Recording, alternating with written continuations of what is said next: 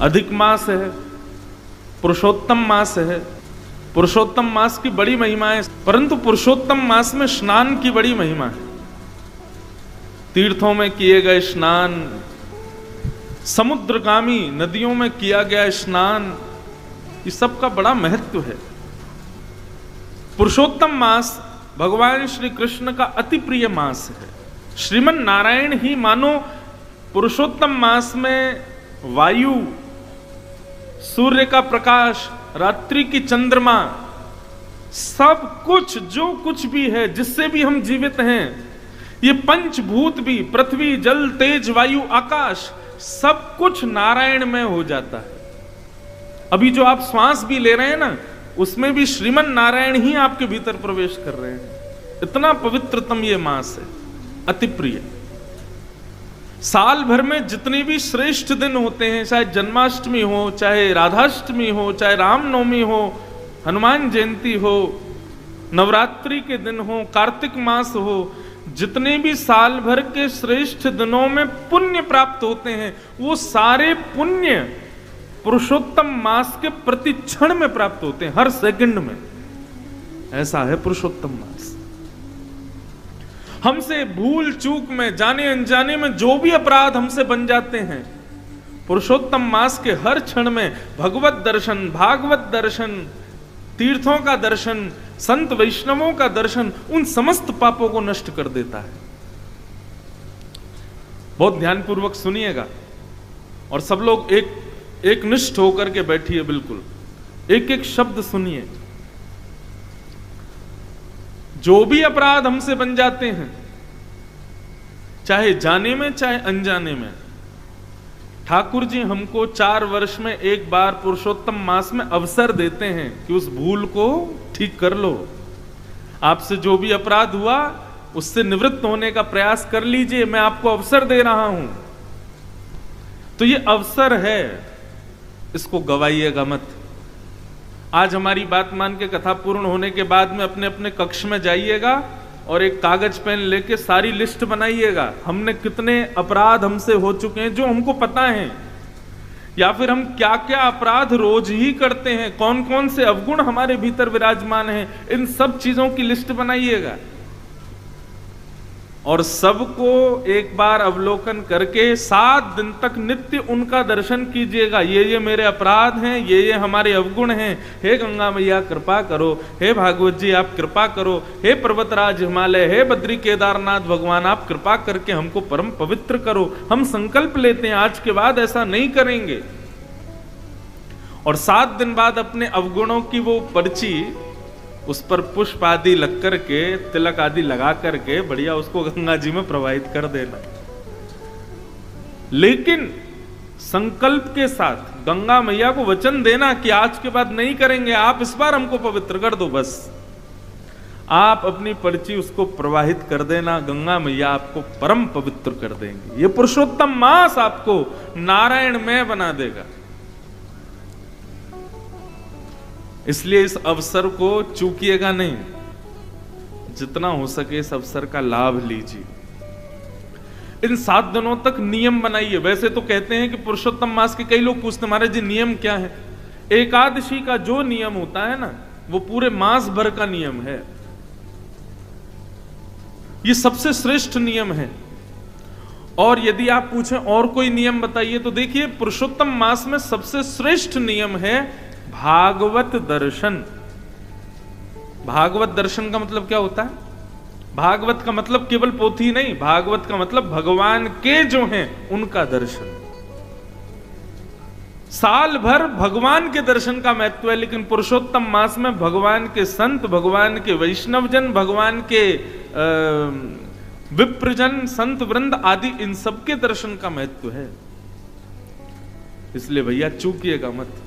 ब्राह्मणों को प्रणाम करो, संत जनों को प्रणाम करो, जो भी वैष्णव तिलक में दिखाई दे उसको प्रणाम करो। वैष्णव दर्शन का फल है। हमारे गुरुदेव एक छोटी सी कथा सुना रहे थे पुरुषोत्तम मास की, कि नारायण भगवान से नारद जी ने जाकर के पूछा, महाराज इस पुरुषोत्तम मास के भाव का फल क्या है? और इस पुरुषोत्तम मास में विशेषता क्या है?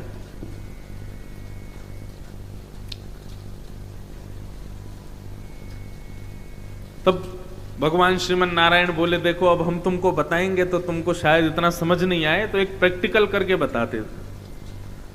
नारद जी बोले, बताइए। बोले, नीचे अमुक नाम पर एक तालाब है, उस तालाब में एक मछली है, उस मछली से जाकर के पूछो पुरुषोत्तम मास का फल क्या है।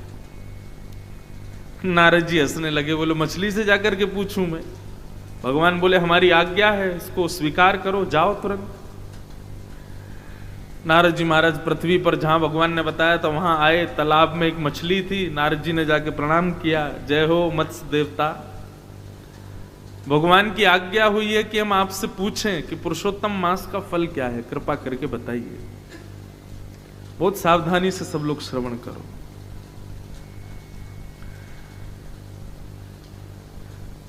मछली बोली, जय हो नारद जी, आपके दर्शन हो गए, हम तो कृतार्थ हो गए। एक काम कीजिए, सामने एक गौशाला है, वहां पर एक गाय बछड़े को जन्म दे रही है, आप उस बछड़े से जाकर के पूछिए। और ऐसा कहकर के मछली ने अपने प्राण त्याग दिए। नारद जी बोले, ये क्या हुआ? भगवान ने तो आज्ञा दी थी कि ये बताएगी, लेकिन इसने तो प्राणी त्याग दिए। लेकिन कह के गई है कि उनसे पूछो, गैया बछड़े को जन्म दे रही है। नारद जी गए गौशाला में, जाके गैया को प्रणाम किया। बछड़े का जैसे ही जन्म हुआ, नारद जी ने प्रणाम किया, बोले, भैया भगवत आज्ञा हुई है कि हम आपसे पूछें पुरुषोत्तम मास का फल क्या है। बछड़ा भी प्रसन्न हो गया, जय हो, मेरे कितने सौभाग्य कि जन्म लेते ही नारद जी के दर्शन हो रहे हैं। हे नारद जी, वो सामने वृक्ष है ना, उस वृक्ष पर एक सुख तोता, उसके बालक का जन्म हुआ है, आप जाकर के उस बालक से पूछिए। और ऐसा कहकर के उस वत्स ने भी प्राण त्याग दिए। नारद जी बोले, ये हो क्या रहा है भैया? मैं जिससे पूछ रहा हूं वो प्राण त्याग देता है। नारद जी उस वृक्ष पर तोते के वत्स से बोले, भैया आपका अभी जन्म हुआ। वो तोता प्रसन्न हो गया नारद जी को देख करके, बोले, जय हो, आपके दर्शन हो गए नारद जी। नारद जी बोले, भैया पुरुषोत्तम मास के फल क्या है, पुरुषोत्तम मास की योग्यता क्या है, जरा बताइए।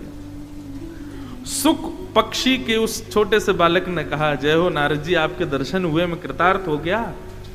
अभी अभी ना इस नगर के राजा के पुत्र ने जन्म लिया है, आप जाकर के राजा के यहां उस पुत्र से पूछिए। और ऐसा कहकर के वो सुख पक्षी का बालक भी मर गया। नारद जी तो घबरा गए, बोले, मैं जिससे पूछता हूं वो प्राण त्याग देता। मछली के बालक ने त्याग दिया, गैया के बालक ने त्याग दिया, अब इस सुख के बालक ने भी। कहीं ऐसा नहीं हो मैं राजा से पूछने जाऊं उसका बालक भी प्राण त्याग दे। मैं जहां जा रहा हूं भैया, कहीं यही तो पुरुषोत्तम मास का फल नहीं है। नारद जी बड़े घबरा गए, लेकिन क्या करें, जानना तो है, भगवान की आज्ञा है। तो नारद जी पहुंचे, और पहुंच करके राजा ने तो आनंद हो गया, अरे वाह वाह वाह, जय हो, मेरे घर बालक हुआ, संत नारद पधारे हैं, भगवत शिरोमणि पधारे हैं, दंडवत प्रणाम किया। बोले, महाराज भगवान की आज्ञा हुई है, पुरुषोत्तम मास का फल जान करके आओ, महिमा पूछ करके आओ। जो भी बता रहे हैं सब प्राण त्याग रहे हैं, अंततोगत्वा आपके पुत्र से पूछने के लिए कहा है। नन्ना सा राजा का पुत्र जैसे ही नारद जी की गोद में दिया, तो भगवत आज्ञा से वो नन्ना सा बालक ही बोलने लगा। बोले, जय हो नारद जी, आपको प्रणाम। बोले, भैया प्राण मत त्यागना, पहले ये बताओ पुरुषोत्तम मास का फल क्या है। वो बालक आनंदित हो गया, और आनंदित होकर के बोला, नारद जी, मैं अपने प्रारब्धों से एक मछली बना था, लेकिन पुरुषोत्तम मास में आपका दर्शन करके मैं उस योनि से मुक्त हो गया। अपने प्रारब्ध के कारण एक वत्स बन करके आया, बछड़ा बन के आया। पुरुषोत्तम मास में आपके दर्शन से मैं उस योनि से भी मुक्त हो गया। फिर मैं एक सुख पक्षी बन करके आया, आपके दर्शन से उससे भी मुक्त हो गया। और इन समस्त प्रारब्धों से मुक्त होकर के अब मैं मानव ही नहीं, एक राजा के घर में जन्म लेकर के आया हूं। केवल एक संत के दर्शन से ये फल प्राप्त होता है पुरुषोत्तम मास में। ये है भागवत दर्शन की महिमा। हे नारद जी, व्यक्ति अपने प्रारब्धों से 84 लाख योनियों में भटकता है, परंतु वो जितनी बार वैष्णव दर्शन पुरुषोत्तम मास में करता है उतने ही उसके प्रारब्ध की योनियां जो हैं वो उनसे मुक्त होता चला जाता है। मतलब अब राह चलता जो भी तिलक लगाए सब वैष्णवी हैं, जिसके गले में कंठी माला दिखे समझो वैष्णवी है, गंगा में डुबकी भी लगा रहा है ना वो भी वैष्णव है। सबको अपने नेत्रों से निहारते रहो, सबको प्रणाम करते रहो। जितनी ज्यादा से ज्यादा लोग देख लोगे उतने ही आप अपने प्रारब्ध की योनियों से मुक्त होते चले जाओगे। ये है पुरुषोत्तम मास में केवल भगवत भक्तों के दर्शन की महिमा। सोचो, भगवत भक्त के दर्शन की महिमा इतनी है तो तीर्थ में जाने की महिमा कितनी होगी। उस तीर्थ में भी भगवत नदियों में स्नान करने की क्या महिमा होगी, और भगवत नदियों में भी सर्वश्रेष्ठ श्री गंगा में स्नान की क्या महिमा होगी। और उसमें भी आप कथा भी सुन रहे हो। अपने मुझे बताया गया था जब इस कथा के लिए बात करने आए थे इस कथा के आयोजक, तो बोले महाराज जी जितने भी वैष्णव आ रहे हैं सबकी सेवाएं साथ आ रही हैं, सब अपने ठाकुर जी को संग लेकर के आ रहे हैं। बताओ इससे बड़ी महिमा और क्या होगी। गंगा स्नान, भागवत की कथा श्रवण, तीर्थ दर्शन, वैष्णव दर्शन, भक्त दर्शन, भगवत सेवा, और आप जो प्रसाद भी पाओगे, भोजन भी करोगे, वो सामान्य अन्य आहार नहीं है, वो भी प्रसाद है। 24 घंटे में से कम नहीं तो 18-19 घंटे तो आप लोग केवल भगवत में ही रहने वाले हो। निश्चित ही इस पुरुषोत्तम मास में किए गए हमारे द्वारा कर्म जो हैं वो जीते जी। अच्छा, अब इसके पीछे एक बात और, महाराज जी हमारे पुरुषोत्तम मास में किए गए नियम का फल हमको क्या मांगना चाहिए? ठाकुर जी से क्या फल मांग रहे हैं? वैसे तो हम वृंदावन वाले हैं, वृंदावन वाले कछु फल ना मांगे ठाकुर जी से, वृंदावन वाले फल ना मांगे, वृंदावन वाले ठाकुर जी को मांगे। हे नाथ हमारे सब कर्मों का फल ये मिल जाए कि श्याम सुंदर हमको प्राप्त हो जाए, ठाकुर जी हमको प्राप्त हो जाए। तो इस पुरुषोत्तम मास में आप जो भी कुछ करके जाएं, संकल्प लीजिएगा गंगा का जल लेकर के, हे गंगा मैया हमारे सब सत्कर्मों का फल हमको केवल ये दे दो कि श्री वृंदावन बिहारी लाल का मृत्यु से पहले प्रत्यक्ष दर्शन हो जाए, बस और कुछ नहीं चाहिए हमको। बस ये मांग करके जाइएगा। और भैया जितना हो सके दीन रहने का प्रयास करना। ये अवसर है, 1 महीने की एक प्रकार से जैसे लोग बीमार हो जाते हैं, मोटे हो जाते हैं, कोलेस्ट्रॉल बढ़ जाता है, शुगर बढ़ जाता है, तो अपनी थेरेपी के लिए पंचकर्म वगैरह करवाने जाते हैं, दक्षिण भारत में जाते हैं, हिमालय पे जाते हैं। तो ऐसे ही हमारे पाप, काम, क्रोध, लोभ, ईर्ष्या, द्वेष, अभिनिवेश, अहंता, ममता, ये जो भी हमारे भीतर है ये सब रोग हमको लग गए हैं। तो ठाकुर जी ने 30 दिन के लिए पंचकर्मा कराने के लिए भेजा है। ये पुरुषोत्तम मास, अपने एक एक भाव को शुद्ध कर लीजिए। खूब प्रेम से सब लोग कथा श्रवण कीजिए। सच्चिदानंद रूपाय विश्वोत्पत्त्यादि हेतवे तापत्रय विनाशाय श्री कृष्णाय वयम नुमः। भगवान का अद्भुत परिचय दिया गया है महात्म के प्रथम श्लोक में। ये एक श्लोक ही काफी है श्रीमन नारायण को जानने के लिए, कृष्ण को जानने के लिए। बहुत ध्यान से सुनिएगा। 3 प्रकार के रूप हैं भगवान के, 3 प्रकार के गुण हैं भगवान के, 3 प्रकार के कर्म हैं भगवान के, त्रिकाला बाधित हैं भगवान। और उनका सुंदर वर्णन यहां पर भागवत के महात्म्य में किया गया। कैसे हैं भगवान? सच्चिदानंद रूपाय। ठाकुर जी का रूप कैसा है? पहला सत्य, भगवान सत्य है। सब लोग इधर देखो, कथा सुनो ध्यान से, सावधानी से। ठाकुर जी का प्रथम स्वरूप क्या है? सत्य।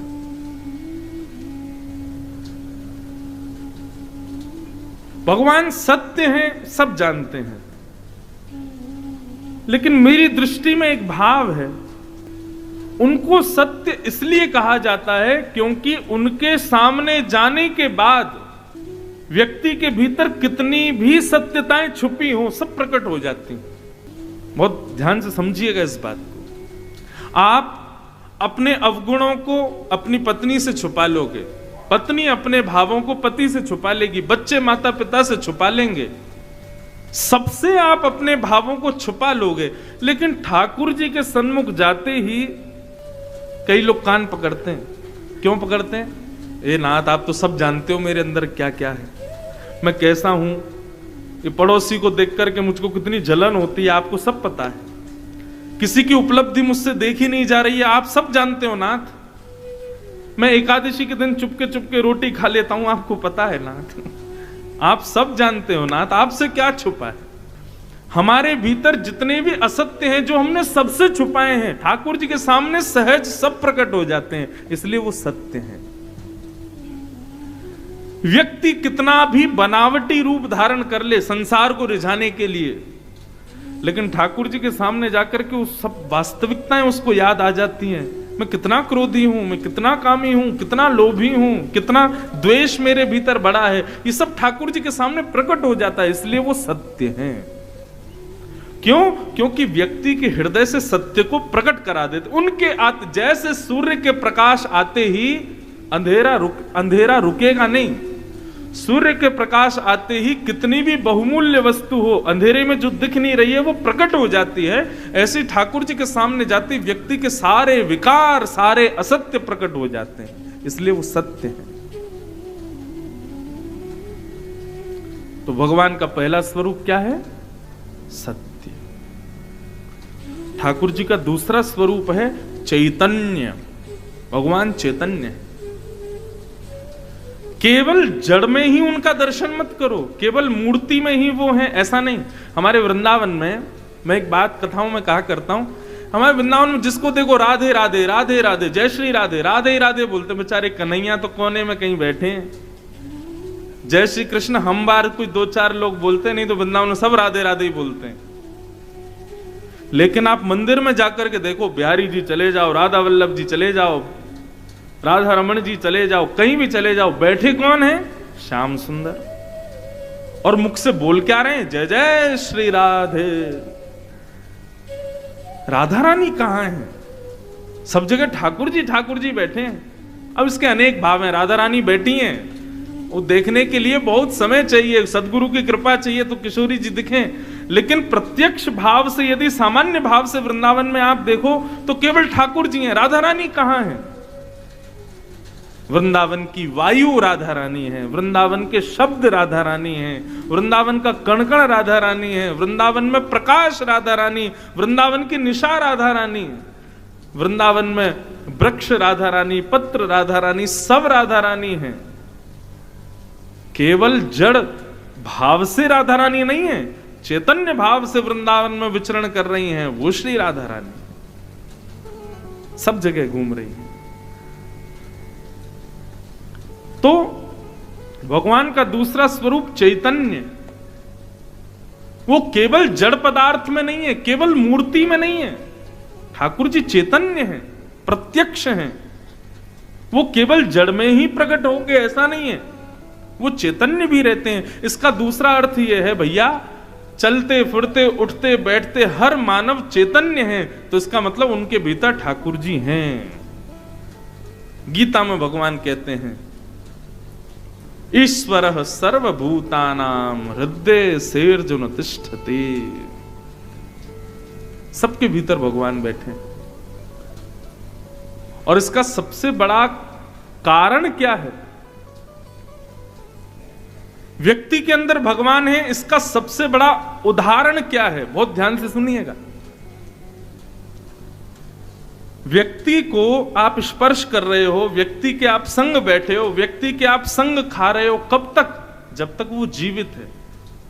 लेकिन जैसे ही उसके प्राण निकल जाते हैं, क्या आप उसके बगल में बैठोगे? क्या आप उसका स्पर्श करोगे? क्या आप उसको अपने पास बैठाओगे? क्या अपने घर में रखोगे? नहीं। प्राण निकलते ही, मैं इस पंक्ति को निश्चित अपनी हर कथा में गाता हूं। सूरदास जी कहते हैं, जा प्रियतम सो प्रीत घनेरी। प्राण निकल जाने के बाद सो देख डर जइने, जा प्रियतम सो प्रीत घनेरी।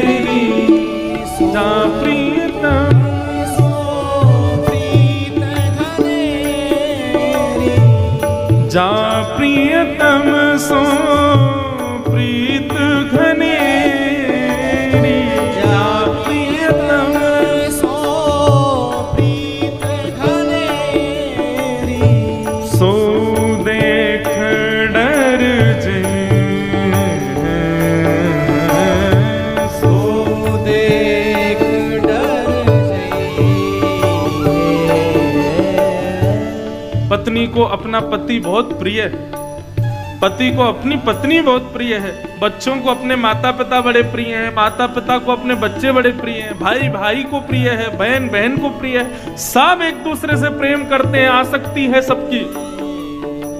लेकिन जैसे ही हम जिससे प्रेम करते हैं वो अपने प्राण त्याग देता है। हम रोते जरूर हैं, हम बिलखते जरूर हैं, लेकिन उस समय कोई कह दे अच्छा भैया रो मत, एक काम करो इनको तुम अपने कमरे में ही रखो, है ना, वहीं रखो इनको, बढ़िया रोज सुबह श्रृंगार करना, अब खाएंगे तो है नहीं, रोज इनका भोग लगा देना, रखो इनको अपने घर के साथ ही, मत भेजो इनको शमशान घाट, अपने घर में ही रखो। रखोगे? नहीं रखो। भाई बंधु जो सब उससे प्रेम करते हैं, पंडित जी मुहूर्त कब है, कब ले जाना है इनको शमशान घाट? अरे भैया तुमसे बहुत प्रेम करता था, 2-4 दिन रख लो। अरे नहीं महाराज, रख नहीं सकते। क्यों? दुर्गंध आने लगेगी शरीर में से, अब इसके प्राण चले गए हैं, अब ये हमारे किसी काम का नहीं है। वो प्राण जो चले गए हैं वही चैतन्य भगवान है, जिसकी वजह से वो किसी का भाई था, जिसकी वजह से वो किसी का गुरु था, जिसकी वजह से वो किसी का पति था। वो व्यक्ति किसी का नहीं था, उसके भीतर बैठे चैतन्य सबके थे। वही चैतन्य भगवान का दूसरा रूप है। मन पंछी उड़ जाई है जा दिन, मन पंछी उड़ जाई है, मन पंछी उड़ जाई जा दिन, मन पंछी उड़ जाई। सूरदास जी कहते हैं बिन गोपाल को नहीं अपनो, बिन गोपाल को नहीं अपनो, बिन गोपाल को नहीं अपनो, बिन गोपाल को नहीं अपनो, जासों की रहती रे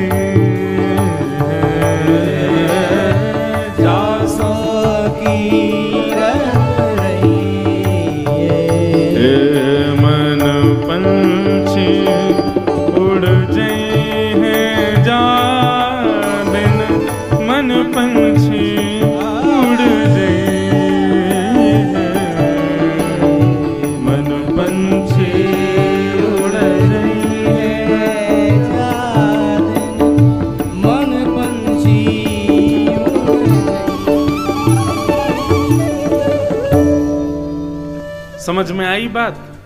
भगवान का पहला स्वरूप कौन सा बताया था और दूसरा चैतन्य कैसे हैं भगवान, समझ में आया? आगे चलें।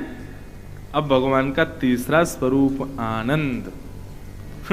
ऋषिकेश में बैठे हो, बढ़िया मौसम हो रहा है, चारों तरफ हरियाली है, क्या सुंदर गंगा जी बह रही हैं, मंदम मंदम मंदम जलधारा ऊपर से गिर रही है। हमारे आयोजक परिवार ने एक से एक रसोइया बुलाए प्रसाद बनाने के लिए, सब लोग पाओगे। बढ़िया जैसी तैसी कथा है, व्यास जी सुनाएंगे। बताओ सुख मिल रहा है कि आनंद आ रहा है? क्या अंतर है दोनों में? सुख में और आनंद में अंतर क्या है? जिस वस्तु का उपभोग करने पर, जिस वस्तु का उपयोग या उपभोग करने पर उस वस्तु की रसता धीरे धीरे कम होने लग जाए, उसको सुख कहते हैं। जैसे कि रसगुल्ला आपने खाया तो एक खाने के बाद में दूसरा जब खाओगे तो पहले में जो स्वाद आया था वो दूसरे में नहीं आएगा, धीरे धीरे कम होने लग जाता है। महंगे फोन, 1.5 लाख का 2 लाख का फोन खरीद के लाओगे तो उसको डिब्बे से निकालते ही चलाने में जो सुख मिलेगा वो उसके अगले दिन कम हो जाएगा, उसके तीसरे दिन और कम हो जाएगा, चौथे दिन और कम हो जाएगा, धीरे धीरे कम होता चला जाएगा। 1 करोड़ की 1.5 करोड़ की गाड़ी लेकर के आओगे शोरूम से, पहले दिन बैठने में जो सुख मिलेगा धीरे धीरे वो कम होता चला जाएगा। 25,000 रुपए प्रतिदिन के महीने के कमरे में किसी होटल में रुकोगे तो प्रवेश करते ही जो सुख मिलेगा वो हर क्षण में कम होता चला जाएगा। संसार की हर वस्तु जिसका उपभोग करने पर उसके उपभोग से मिलने वाला सुख कम होता रहे, उसी को सुख कहते हैं। लेकिन ऐसी वस्तु जिसका उपभोग करने पर रस का वर्धन होता रहे, उसको आनंद कहते हैं। और वो आनंद केवल ठाकुर जी की कथा और ठाकुर जी के दर्शन, वैष्णव संग और ये मधुर आनंद में ही होता है।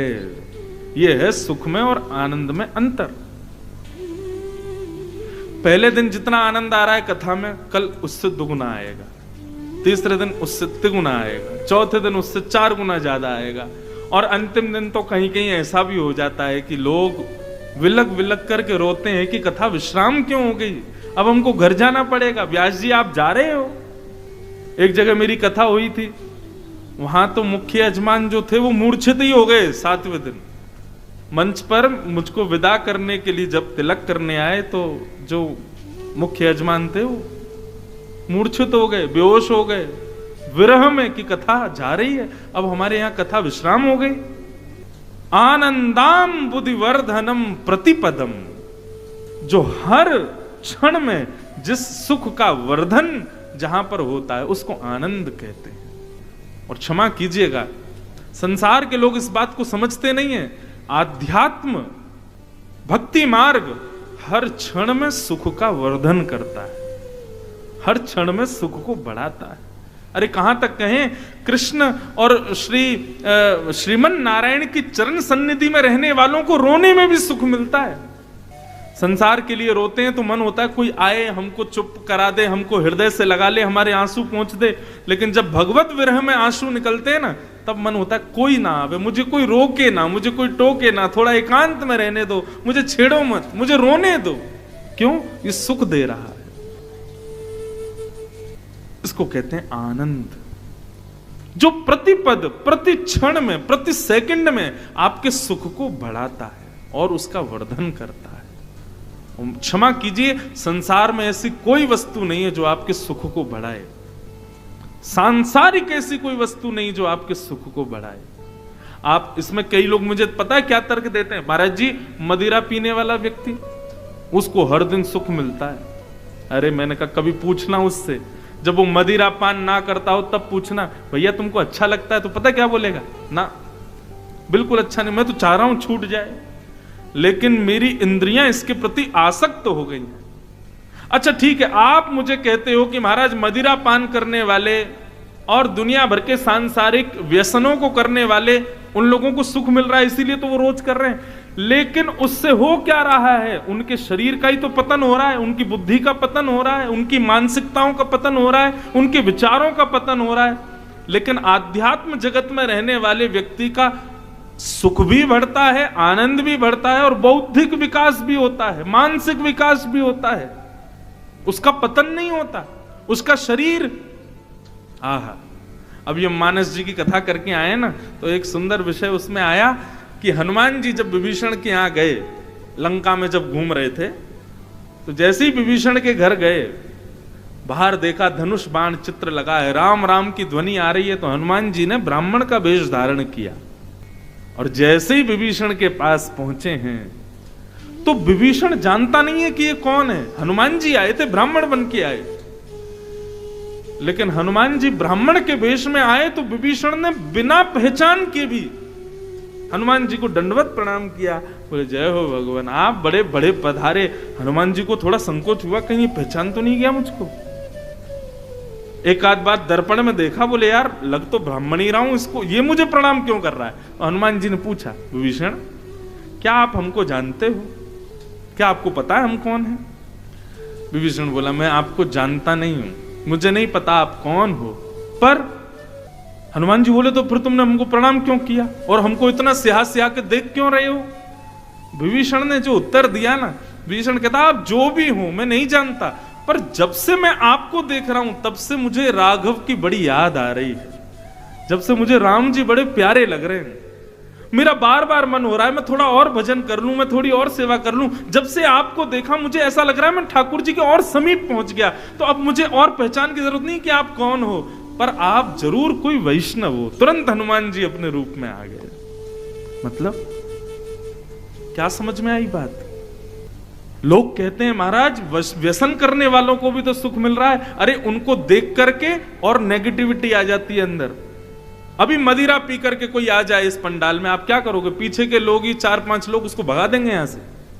फ्लाइट में बैठे हो, बगल वाला मद्यपान कर ले, मांस खा ले, तो आपका दिमाग ऐसा हो जाता है। अब हम वैष्णव हैं, हम लोगों को तो ठीक लगता नहीं, लेकिन वैष्णव कैसा, वो जिस क्षेत्र में जाता है, जिस स्थान पर जाता है, जिस सभा में पहुंच जाता है, वहां के लोगों के हृदय में अत्यंत शांति। उसमें कुछ कहा नहीं है, लोग उसको जानते नहीं, लेकिन फिर भी उनका हृदय परम शांत हो जाता है।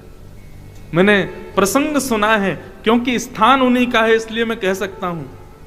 हमारे परम पूजनीय श्री भाई जी का एक मैंने प्रसंग कहीं सुना कि जब श्री राधा बाबा भाई जी से प्रथम बार मिलने के लिए गीता वाटिका पहुंचे, थे बड़े ज्ञानी थे, उनके आगे अच्छे अच्छे ज्ञानी ठहर नहीं पाते थे।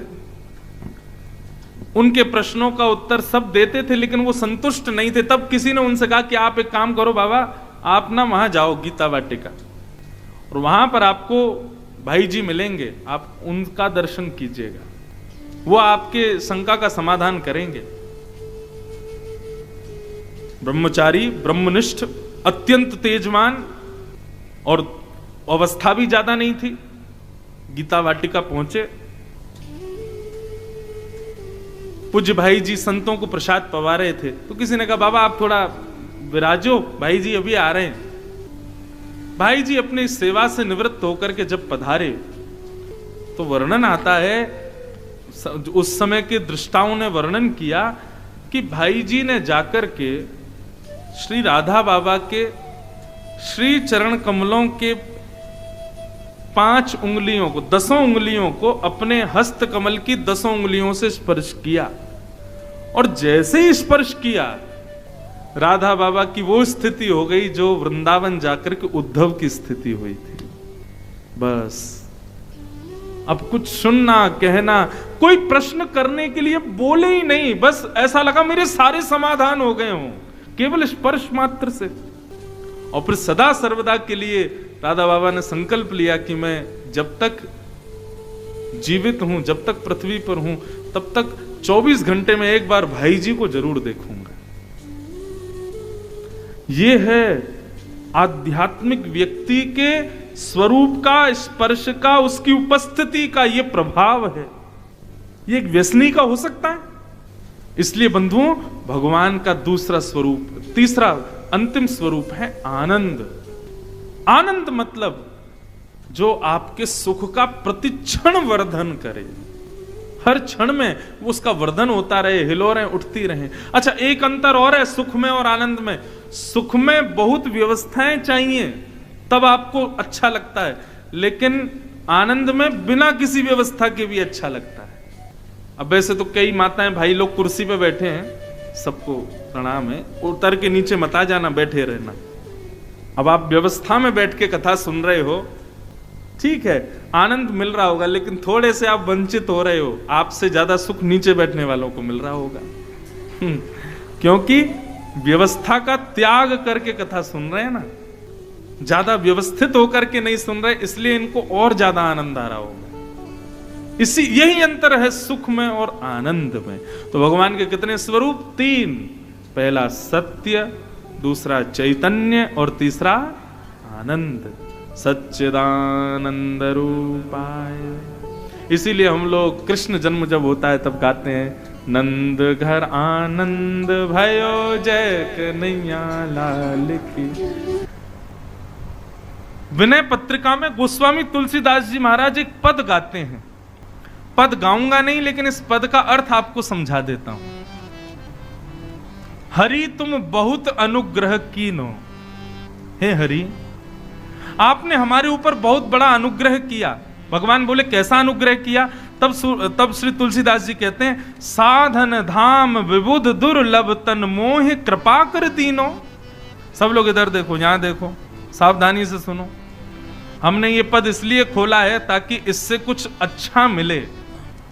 गोपियां और जो भगवान से कह रही हैं, देखो ठाकुर जी सुलझे रहे और हमको उलझाते रहे, ऐसे काम नहीं चलेगा ना। कभी कभी ठाकुर जी को भी तो उलझाओ। तो इस पद में गोस्वामी जी ने ठाकुर जी को उलझा दिया है। बहुत सुंदर पद है, हरि तुम बहुत अनुग्रह कीनो। अब देखो, इसको कहते हैं व्याज स्तुति। क्या कहते हैं? यहां पर प्रशंसा कर रहे हैं भगवान की, लेकिन कहीं ना कहीं भगवान से कुछ ना कुछ काम भी बनवा रहे हैं। जैसे हम कई बार किसी की झूठी, अरे भैया आप तो बड़े श्रेष्ठ हो, बड़े महान हो, आपसे महान कौन है, ऐसी बात कर रहे हैं गोस्वामी जी। हरि तुम बहुत अनुग्रह कीनो। भगवान बोले हमने क्या अनुग्रह किया? बोले साधन धाम विबुध दुर्लभ तन मोहि कृपा कर दीनो। ये तन जिसको पाने के लिए, मानव शरीर पाने के लिए लोग इतनी तपस्या करते हैं, आपने इतनी सुलभता से मुझे दे दिया नाथ, आपने बड़ी कृपा की मेरे ऊपर। तो भगवान थोड़े मुस्कुरा गए, फूल गए, बोले अच्छा चलो कोई बात नहीं, ज्यादा प्रशंसा मत करो। गोस्वामी जी बोले आगे सुन लीजिए थोड़ा। बोले क्या? बोले कोटि हु मुख कही जात ना प्रभु के एक एक उपकार। और प्रशंसा कर रहे हैं, ठाकुर जी को चढ़ा रहे हैं ऊपर पहाड़ पे। बोले ठाकुर जी एक मुख से क्या, मैं करोड़ों मुख से भी आपकी प्रशंसा करूं, आपके अनुग्रह की कृपा की बात बताऊं तो भी नहीं कर पाऊंगा। आपने इतना अनुग्रह किया मेरे ऊपर। लेकिन नाथ, तदपि नाथ कछु और मांगी हूं दीजो परम उदार। पहले तो भगवान की बड़ी प्रशंसा कर दी, आपने सब कुछ दे दिया, लेकिन नाथ हम क्या करें, हम तो सांसारी पापी लोग हैं ना, मांगने की हमारी प्रवृत्ति जाती नहीं, हम कुछ और भी मांगना चाहते हैं। भगवान फूल तो गई हैं, बोले अच्छा मांगो, क्या चाहिए तुमको? तुलसीदास जी बोले बस अब ये फंस गए, अब मांगो इनसे। गोस्वामी जी कह रहे हैं विषय वारी मन मीन भिन्न नहीं, होत कब हो पल एक, ताते सहो विपत्ति अति दारुण, जनमत जोनि अनेक। गोस्वामी जी कह रहे हैं हे नाथ, विषय वारी शब्द सुनिएगा। काशी विश्वविद्यालय के लाइब्रेरी में भी एक तो हमारे वृंदावन के स्वामी हरदास और दूसरे चित्रकूट के श्री गोस्वामी तुलसीदास, इनके शब्दों के अर्थ नहीं मिल पाएंगे। इनके शब्दों के अर्थ तो किसी संत के चरणों में ही मिलेंगे। गोस्वामी तुलसीदास जी कह रहे हैं, बोले नाथ एक कृपा और कर दीजिए। भगवान बोले बताओ क्या करना है? बोले विषय वारी, वारी कहते हैं जल को, विषय रूपी जल है। विषय किसको कहते हैं? सांसारिक प्रत्येक वस्तु जिसकी ओर हम आकर्षित हो जाते हैं उसको विषय कहते हैं। बोले प्रभु विषय रूपी जल में हमारी मन रूपी मछली घूम रही है। विषय रूपी जल में हमारी मन रूपी मछली डोल रही है, कभी कहीं जा रही है, कभी कहीं जा रही है, कभी कहीं जा रही है, कभी कहीं जा रही है। और इस मछली को विषय रूपी जल में घुमाने की वजह से हमको बार बार योनियां बदलनी पड़ती हैं। भगवान बोले हाँ बात तो सही है। ठाकुर जी कह रहे हैं तो इस विषय रूपी जल से मन को निकालो, मछली को निकालो। तब गोस्वामी जी मुस्कुरा करके कहते हैं, बोले प्रभु यही तो मांगना है। बोले क्या? बोले कृपा डोरी बनसी पद अंकुश, परम प्रेम मृदु चारो, एहि विधि वेद हरहु मेरो दुख, कौतुक राम तिहारो। ठाकुर जी जैसे नदी सरोवर के किनारे कई बार मछली पकड़ने वाला जाता है और अपनी बांस की बंशी को डालता है, उसमें एक धागा लगा होता है, उसमें एक कांटा होता है, उस कांटे को वो नदी में फेंक देता है और वो ना एक टक ऐसे ही बैठा रहता है, और जैसे ही उसको दिखता है कि उसका धागा हिला वो तुरंत उसको खींच लेता है पीछे और मछली उस कांटे में फंस करके बाहर आ जाती है। भगवान बोले हाँ बात तो सही है। तो गोस्वामी जी बोले उसी प्रकार प्रभु कृपा रूपी आपकी वो धागा, दूसरा अंकुश रूपी आपकी वो वंशी, उसको आप हमारे विषय रूपी जल में डालो। आप डालो, हम नहीं डालेंगे। आप अपनी कृपा रूपी वंशी से, कृपा रूपी उस बांस से अपनी अनुग्रह रूपी उस डोर को भीतर डालो, हमारे विषय रूपी जल में डाल करके, और प्रतीक्षा करो हमारा मन कब फंसेगा उसमें। भगवान बोले वाह हमको ही फंसा रहे हो। गोस्वामी जी कह रहे हैं मेरे बस में नहीं है इस मछली को, मन रूपी मछली को पकड़ना। हे नाथ, आप ही मेरे विषय रूपी जल में अपनी कृपा रूपी डोर डाल करके प्रतीक्षा करो। मेरा मन जिस दिन आपकी कृपा रूपी रस्सी से टकरा जाए तुरंत उसको खींच करके बाहर निकाल लीजिएगा। कितनी चतुराई। मैं नहीं कर पा रहा इस मन को एकाग्र, मैं नहीं बचा पा रहा विषयों से इस मन को, आप करो ठाकुर जी। भगवान बोले अच्छा, तुम बेटा बहुत चतुर हो, लेकिन ये नहीं जानते हो कि हम तुमसे भी बड़े चतुर हैं। गोस्वामी जी बोले तो बताओ आप क्या कह रहे हो। बोले हम ये कह रहे हैं विषय में डाला किसने उस मन को, तुमने, तो हम क्यों निकालें। बोले प्रभु आप बात तो बहुत सही कह रहे हो, लेकिन एक बात बताइए, विषयों का निर्माण किसने किया और इन विषयों को भोगने के लिए इंद्रियां किसने दी, इंद्रियों में विषय भोगने की इच्छा किसने प्रदान की, सब में आपका ही नाम आ जाएगा। तो इसलिए नाथ तुलसी दास यही जीव मोहि रजू, जेही बांध्यो सोई छोरे। आपने मुझे विषय में बांधा है, इसलिए आप ही मुझको छुड़ाओगे, मेरे बस की नहीं है छूटना। गोस्वामी जी की बात सुनकर के राम जी प्रसन्न हो गए। वाह गोस्वामी जी, आपकी इस चतुराई पर हम न्योछावर हैं। ठाकुर जी विषय आपने बनाए, हमारी इंद्रियां आपने बनाई और विषय भोगने की इच्छा आपने प्रकट की, तो मैं क्यों एकाग्र करूं मन को।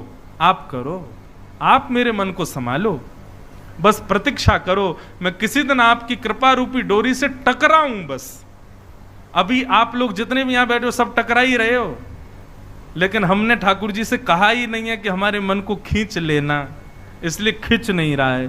एक आध के खिंच गए होंगे।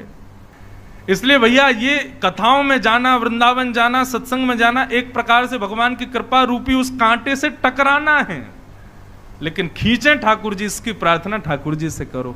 वही बात गोपियां कह रही हैं, हे नाथ आपको पीड़ा हो रही है कि हम सब छोड़ छाड़ के चली आई हैं आपके पास, ठीक है हम चली जाएंगी, हमारा मन आपके पास है उसको वापस कर दो। भगवान बोले ये तो संभव नहीं है। बोले संभव नहीं है तो हमको स्वीकार करो।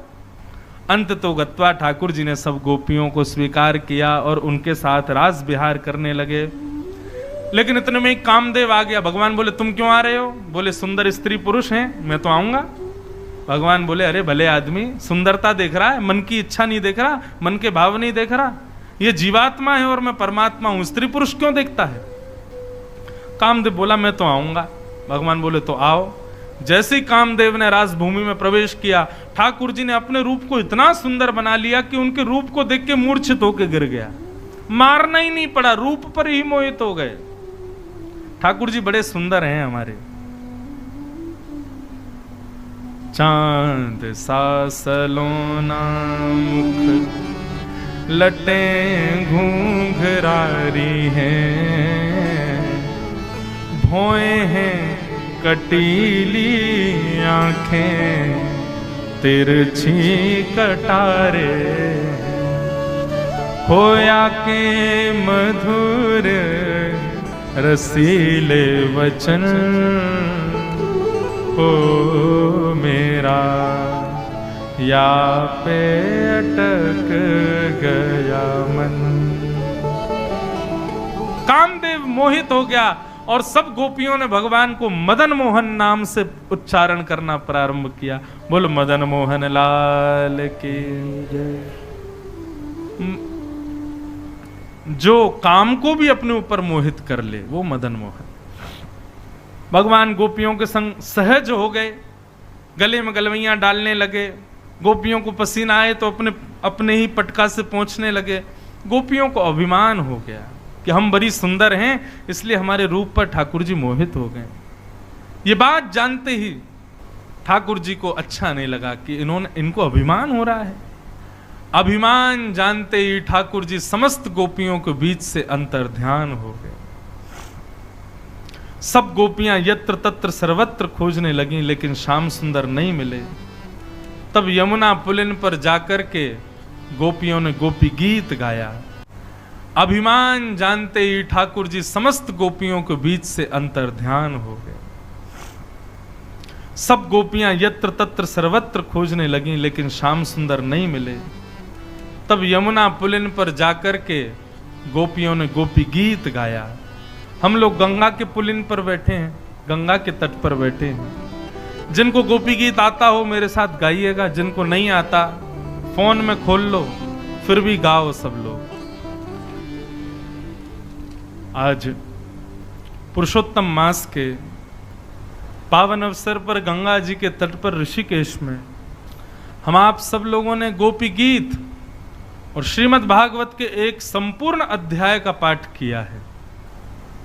गोपी गीत का यदि कोई व्यक्ति सहस्त्र गान कर ले, 1000 बार गा ले गोपी गीत, एक दिन में एक बार या 1000 दिन में एक एक गावे, तो ऐसा कहते हैं कि उसके स्वप्न में ठाकुर जी का दर्शन संभव हो जाता है।